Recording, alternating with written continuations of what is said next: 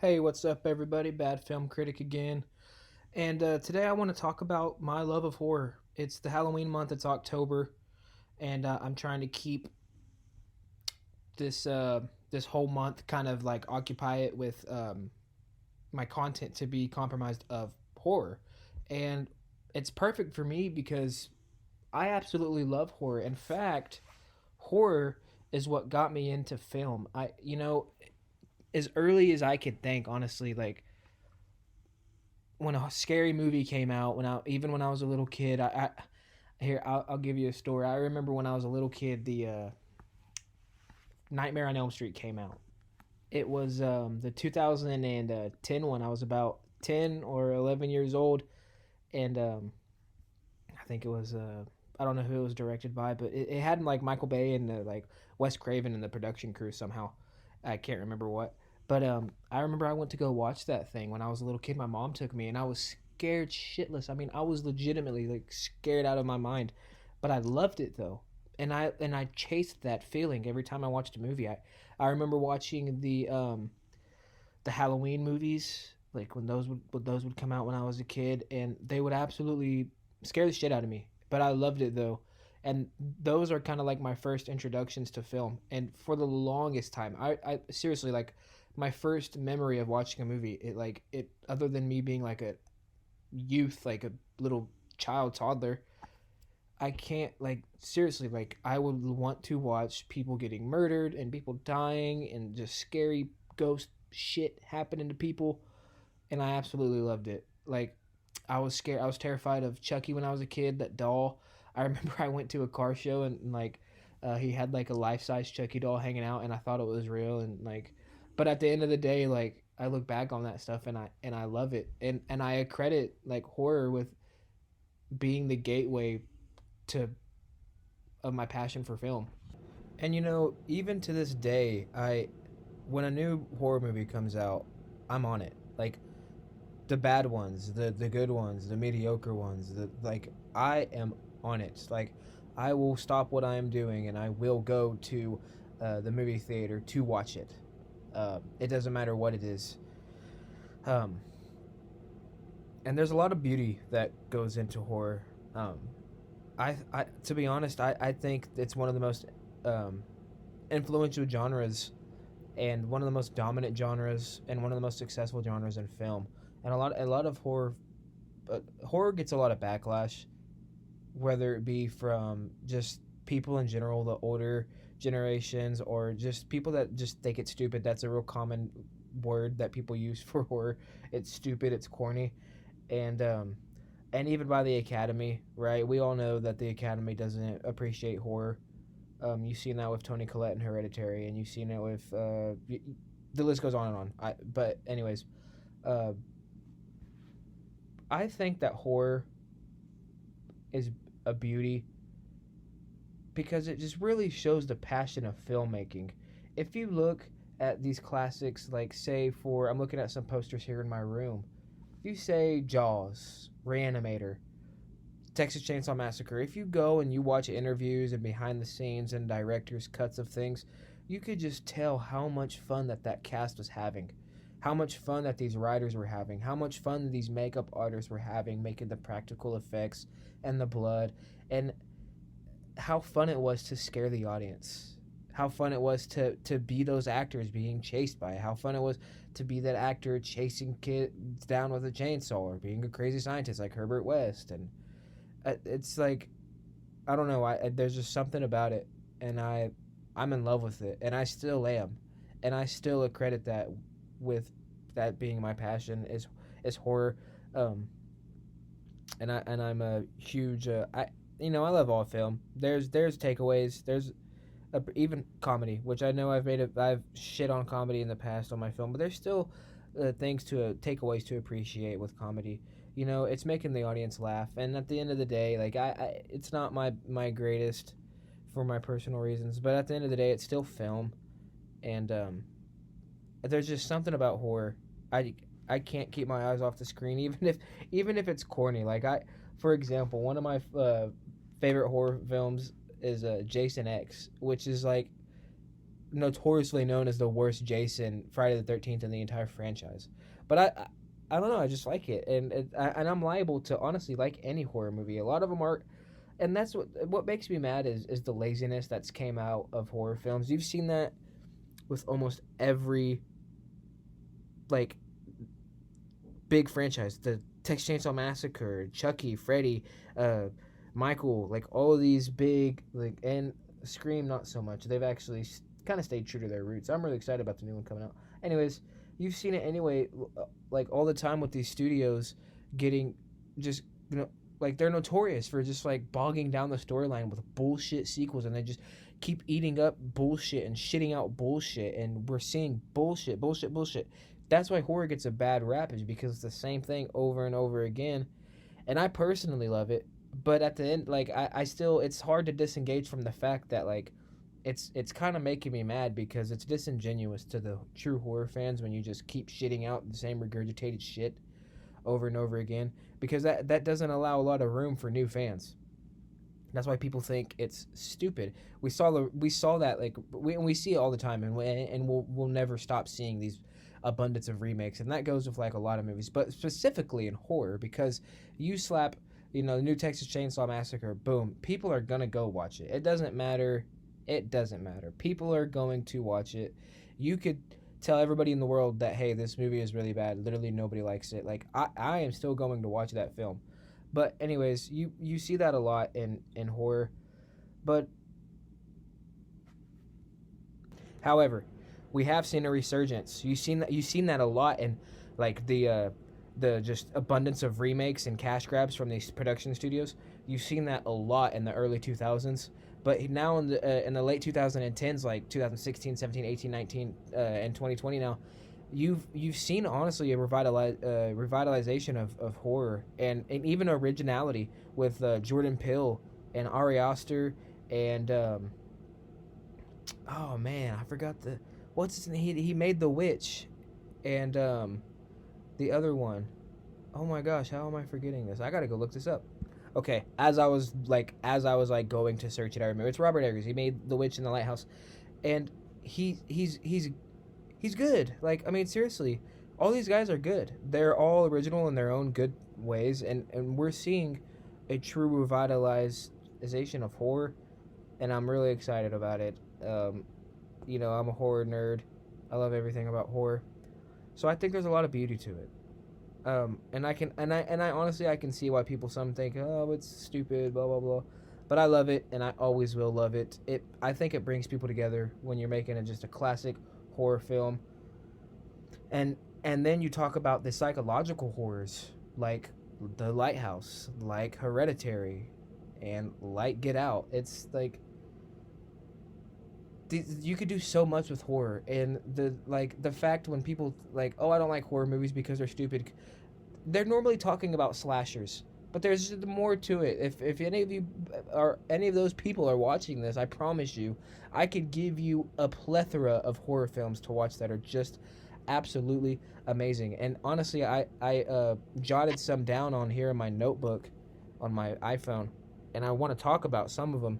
And I'll tell you right now, I think my favorite horror film of all time is Alfred Hitchcock's 1960 Psycho. Norman Bates is a prominent figure in pop culture, specifically horror pop culture. He's one of my favorites, and I think Psycho will probably always be, and it has a lot to do. It'll always be my favorite horror film, one of my favorite films in general. It has a lot to do with it being like the very first like quote unquote slasher film. If you want to like say Peeping Tom was, or some of these other films, that's fine. But I personally go with Psycho as the first quote unquote slasher film, and this was groundbreaking. It was revolutionary. Alfred Hitchcock wasn't known for these movies, and matter of fact, nobody was known for these movies. He came out in 1960 and made this movie all by himself. Technically, a lot of people don't know this, but it's technically an indie film. It's an independent. He doesn't have a production studio he went with. He doesn't have a he doesn't have anything. So it's technically an indie film, and it's Alfred Hitchcock, so it wasn't received as an indie film, but it was received with a lot of backlash and a lot of questioning because these films weren't made in 1960. you know. And we all know what Psycho is. It's Norman Bates, and he kills the lady, pretends like he's his mother. Infamous shower scene, where he's stabbing the lady to death. We all know, and Bates Motel, like we all know what it is. So I'm not gonna really go into it. But this is just like this is the first great horror film ever, and it is like it's seriously it's amazing. It still holds up. It's you know 60 years old, and I can sit and watch it still. I love it. Like it's just so suspenseful. The score is so it's just like it's ear piercing, and it's in black and white. And it's funny because Alfred Hitchcock had to fund the whole thing on his own because no production studio would take it on because it was a questionable, and he funded it all by himself. So that's why he went with black and white. And there, trust me, color was more than around back then. It was just a little expensive. That's why he didn't do it. So that's fun. But that right there, I just want to preface that whole my whole filmography of horror. That's easily the best one, and it'll probably always will be. These are in no particular order, other than Psycho, I guess, being number one by default. But these, I'm just gonna go on down my list, and none of these are in order. But the second one I have on my list is Hereditary, and I've made a video on it before. But that is one of my favorite. This movie is so damn good. You talk about a psychological horror. This is the cream of the crop right here. I mean, if you watch this, if you've never seen this movie, you'll be thinking about it for like at least a month. Like no shit, like at least a month. I know I was. I had to go pray after I watched the damn thing. I still think about it. I still watch it and I'm still in shock. It absolutely fucks you up when you watch this movie. And the beauty of it is I have a pretty good understanding of what I think it is, but like when I watch this film, I'm still confused. Like, and I'm like, what the hell is going on? And that's the beauty of it. It's all about perception of what's actually going on, and I think that sparked a whole new kind of subgenre. Not even necessarily sparked a new genre, but it sparked the resurgence of horror directors and horror filmmakers caring about the craft. So I think Ari Aster and Hereditary specifically did a lot for the horror genre in the late 2010s. But that's why I like that one, and I personally just love it. Another one is Halloween 2007, not the original. And listen, I'm not a fan of the original. I know it's a crime. I appreciate its significance and its what it means to the films of Halloween. I realized that if it wasn't for this one, all credit goes to John Carpenter. He made that legendary score. Like it will go down in history. I personally just can't watch it. I find it corny, and anyways, I'm not here to talk about that. I'm here to talk about Halloween 2007 from Rob Zombie. And I know what you're thinking, like really Rob Zombie, but you don't like the first one. Like this Rob Zombie movie, the first one, Halloween the first one, this gets so much unnecessary crap from fans. This is by far the best Halloween film in the entire series. By far. This movie is scary as fuck. Like seriously, like when I remember watching it as a little kid. This was one of the films that I watched as a kid. I was like absolutely terrified. Like this like made me shit my pants, man, and I still watch it. This is everything that you want in a Halloween film. I think the Michael Myers, the actor, it was a WWE wrestler. I'm not sure of his name, but he was an absolute behemoth of a man. He was over like 6'5", 200 plus pounds, long hair down to his stomach, and a big old beard. That's what you want Michael Myers to be, not some cornball with his eyes animated as all hell driving a car around. You don't That's not what Michael Myers is supposed to be. He's supposed to be an absolute tank of a man going around killing people brutally. And this was definitely brutal. Like you could hear his grunting when he's killing people in the 2007 film, and it just stuck with me ever since. And it shows the origins of him. Like the whole first like chapter of the film is like 45 minutes, just all him as a child and how he grew to be that psycho killer that we know as Michael Myers. And the second act and the third act are the same. Not the same. It shows him as an adult, but it's amazing. It really is. It's perfect in and out. I love the cinematography. The score is absolutely amazing. The the imagery and the kills are so brutal, and I love that it was just so dark. Like it was visually dark with a lot of contrast, and I freaking loved it, and I still love it. It is by far the best Halloween film, and if you disagree, go watch it, man, and just be fair with it because just be fair. It's wicked, it's twisted, and that's what Michael Myers needs to be. Not some cornball just stabby stabby in a car. It's stupid. That's not even Bible. Anyways, um, another really big one that is not only influential and significant and just a king in the horror genre, but in film itself, and that is Jaws. We all know it, the 1975 film from Steven Spielberg about the killer shark going around killing people. And first of all, if you don't think that this is a horror movie, fuck yourself. It is. All right, it's literally a giant monster in the sea going around killing people. Okay, it's a great movie, and this changed cinema.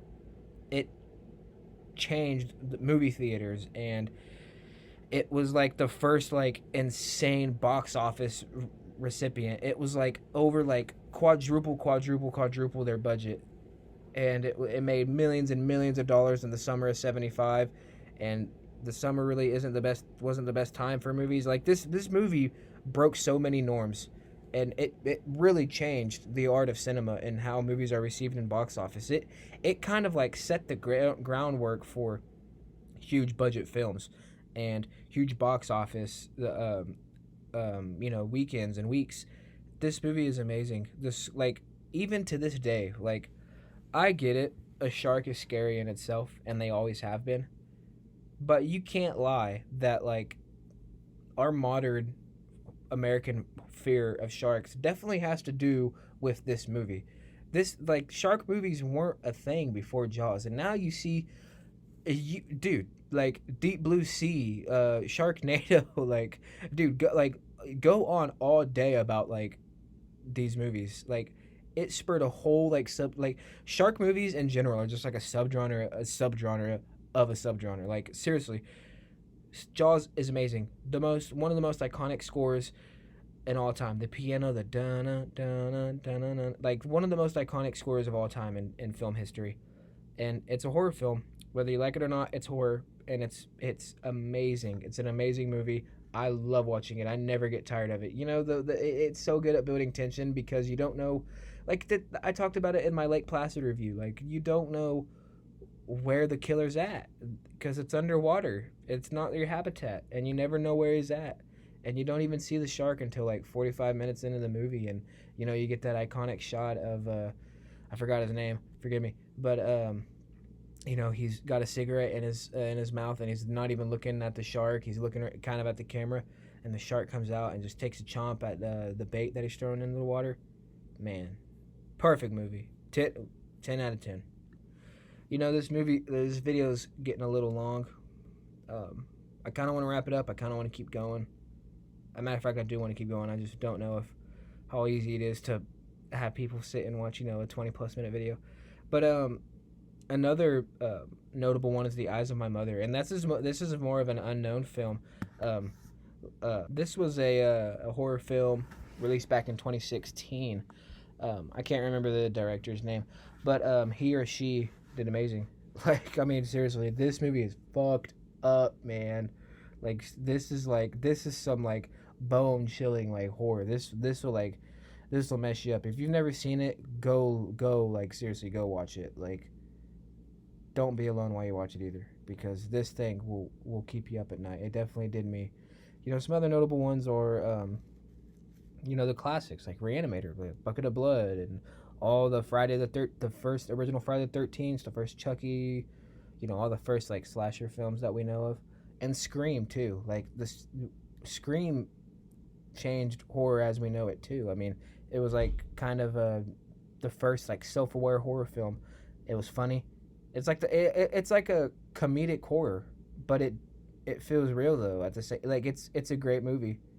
Great movie. I love Scream. It's matter of fact, I've always said Scream the original has the best opening scene that I've ever seen in film. There's notable ones like The Dark Knight and you go on anyways. It's insert whatever. Like you go on all day about like great opening scenes, but I just love Scream. It just sets the groundwork for the entire movie because that thing blew audiences away back in the day because it was kind of like in a stagnant era of horror, and that thing came out. Holy shit! It that put people in the theaters right there, and they didn't really go too far with the whole bogging down the storyline with infinite remakes. Like they've done pretty well. I mean, they're far in and far out. Scream 2 and 3 and 4, like they're all like Scream 3 was kind of a shitter, but you know, they're all pretty good. They're definitely respectable films. And the new one coming out, like they take their time with it and they feel real because the new ones like this new one coming out like and a bunch of actors, and I'm not gonna say because like this is like classified or whatever. I know a lot of people want to keep it secret, so I won't like name names. But there's a bunch of people in production, like even like the actors that we know and love, the writers that we know and love. Unless certain people come back to the film, they're not gonna make this new one. So they truly are they're true to their franchise, and that's what I love about Scream. I always loved it. I've always loved that original. That is a classic. It'll always go down. You know, Billy and Stu and Sydney. Like, oh man, that movie is awesome. I fucking love that movie. Like, great movie. I absolutely love it. That's. I'm gonna go ahead and wrap it up. That I love horror.